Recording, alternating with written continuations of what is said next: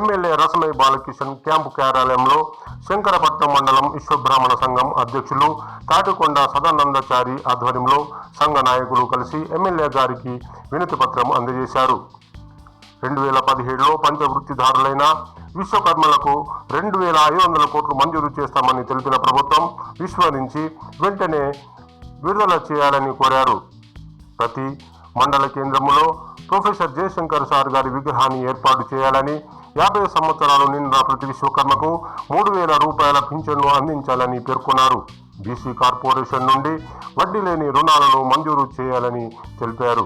September 17 Vishwakarma జయంతిని అధికారికంగా నిర్వహించాలని కోరడం జరిగినది.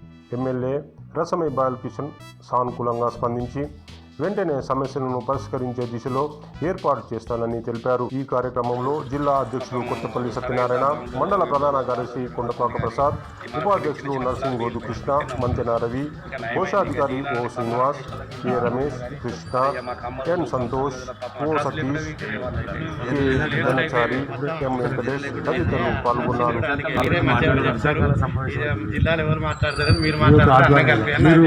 కళాకారులు, విద్యావంతులు అన్ని జాతుల గురించి కానీ సమాజం గురించి మీరు ఎక్కువ తెలిసిన వాయిస్ అసెంబ్లీలో వినిపిస్తారు అటువంటి ఆశీర్వతే ఇక్కడ దాకా రావడం జరిగింది.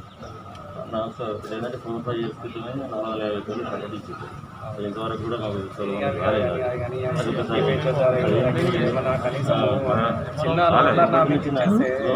లోన్ కూడా ఏం లేవు మాకు. సార్ ఏదన్నా మీకున్న శక్తి మేరలకు ఏదైనా వాయిస్ వినిపించాలి.